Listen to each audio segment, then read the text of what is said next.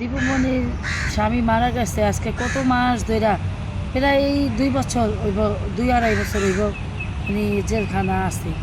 এই যে দীপুমণির স্বামী মারা গেছে, আমরা এত জনম যেন এত মানুষ রাজনীতি করছে, আমরা বুঝে রে কোনোদিন দেই নাই। ই অসুস্থ মানুষ, হ্যাঁ, আসামি থানায় ইতে জেলখানা দেখতে যায়। একটা মানুষ অসুস্থ হয়ে দেখতে আয় একজনে আরেকজনকে। আর কি দুর্ভাগ্য, কি দেশ স্বাধীন করলো যে এই অসুস্থ মানুষ জেলখানায় যায় একজনকে দেখতে দেখতে রুতে মনে কইছে দেখা দেখতে যায়, দেখতে যাইতে হয়। তাই আমরা জীবনে এই জায়গায় এই জায়গায় আল্লাহ আনবো, আমরা জীবনে কল্পনা করতে পারি না যে 5ই আগস্টের পরে এই জাতির এই উপহার দিত।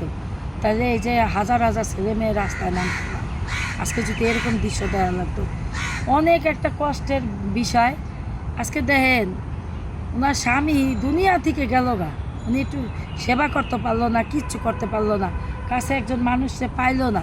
মানুষ বিপদের সময় স্বামী স্ত্রী হয়েছে একে অপরে দেয়, কিন্তু সেই জায়গার থেকে দেন আজকে কি দুর্ভাগ্য, আজকে উনি কষ্ট পেয়ে মারা গেল, দেখতে পর্যন্ত পারলো না। যাই হোক, ওনার ইন্তেকালের পরে বা কয়েক ঘন্টা তাও সারা দেশে আন্দোলন সংগ্রাম হয়েছে। এখন শুনছি 12 ঘন্টা জন্য নাকিতে মুক্তি দিতে আমরা শুনলাম। কিন্তু আপনি কন এইটা দেওয়ানের মানে কি? এই কয় ঘন্টা আইয়া ওনারে দেখা এটা কি হইব? আপনি কন কি হইব? হ্যাঁ, এটা কি হইব? আবার মুক্তি দিছে এই কয়েক ঘন্টার জন্য। আমি সরকারের কাছে আবেদন জানাই যে আপনি আজকে তো 2.5 বছর হয়ে গেল আপনারা ক্ষমতায় আইছেন, আপনারা তো এই জাতিরে কিছু দিতে পারলেন না। যদি দিতে পারতেন, ওনারা যদি অন্যায়কারী হইতো, ওনারা কিন্তু কোনো জুলুমকারী হইতো, ওনারা যদি কোনো অন্যায় সহিংসতার লাগে জড়িত থাকতো, তাহলে আমি মনে করতাম ঠিক আছে। কিন্তু ওনারা তো কারো লাগে জড়িত না। আর আওয়ামী লীগ তো এই রাজনীতি করে না। আওয়ামী লীগ রক্তে মানুষ মারা রাজনীতি করে না। আওয়ামী লীগ মানুষ রক্তাত্মক এই রাজনীতি করে না। আওয়ামী লীগ সাধারণ মানুষের ক্ষতি হোক এই রাজনীতি করে না। আওয়ামী লীগ রাজনীতি করে দেশের জন্য, দেশের কল্যাণের জন্য, দেশের সাধারণ মানুষের জন্য।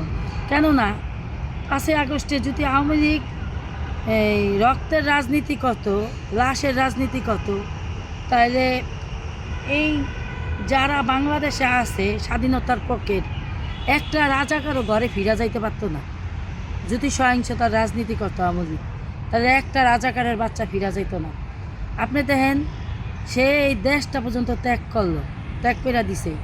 হ্যাঁ, তাহলে আওয়ামী লীগ এই সংখ্যা যদি আমরা বাঙালি জাতি ঝাঁপাইয়া পড়তাম, এই জামাত সিপিএমগুলোকে পারতো না, কোনো দিনও পারতো না। তাহলে আওয়ামী লীগ রক্তাক্ত রাজনীতি চায় না দেখেই আওয়ামী লীগ ক্ষমতার থেকে সরে গেছে গা। এমনকি 3 বাহিনীর প্রধান ছিল।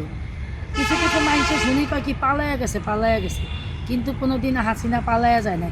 যদি পালাইয়া যাইতো, তাহলে 3 বাহিনীর প্রধান হাই কেমনে এই জায়গায় উপস্থিত? আপনি কন 3 বাহিনীর প্রধান ওনারা সম্মানে হেলিকপ্টারে উড়াই দিছে। আমি মনে করি এইটাও একটা ভুল হয়েছে। কেননা আমরা বাঙালি জাতি, আমরা বাংলাদেশে